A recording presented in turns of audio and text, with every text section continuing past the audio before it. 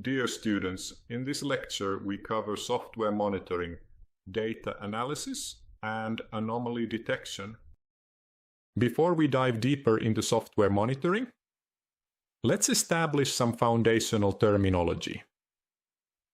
In the world of software monitoring, there are several key types of data that engineers rely on to understand system behavior and performance.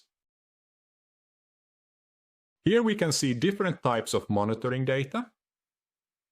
In general, all monitoring data aim to provide a detailed chronological record of events or metrics within the software.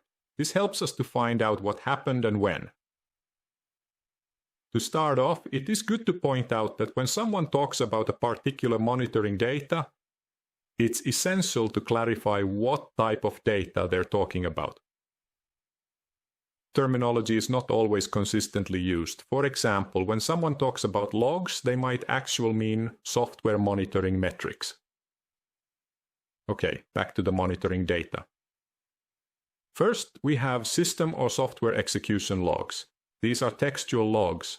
They represent a series of events. They capture important events in the software. The decision what is important has been decided by the developers. This means that they might miss certain pieces of information or might contain too much information.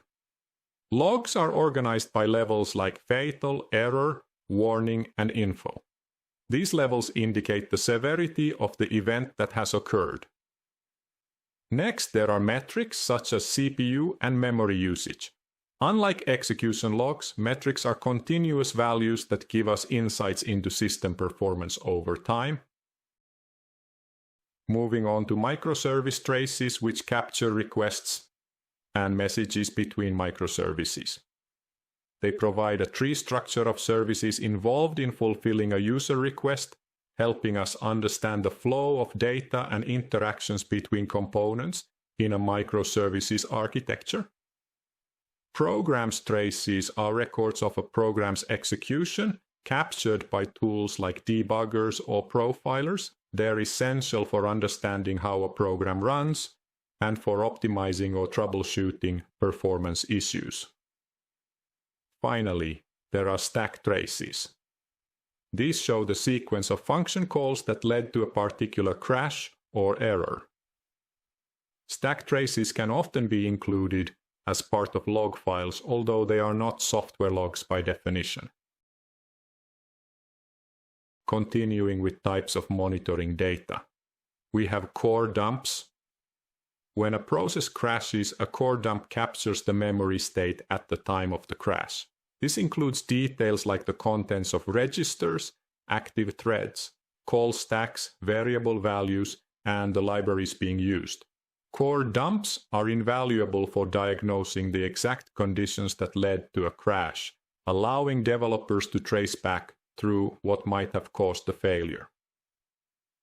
Finally, we have configuration data. Technically, we may not consider this as monitoring data because software configurations are typically static. Nevertheless, they also contain important runtime information of the software. Configurations has a wide range of settings that define how software is expected to run and in what kind of environment is the software running. This includes application configuration, which covers settings specific to the software itself. Environment configuration, which details information like the OS version and any installed libraries. Hardware configuration, which provides insights into the physical or virtual setup where the software is deployed. Finally, external connections configuration captures details about network settings, IP addresses, and database connections. These settings are particularly important when diagnosing connectivity or access issues. All this monitoring data that was presented is critical for troubleshooting and diagnosing issues in software, especially when it comes to replicating and understanding complex failure scenarios.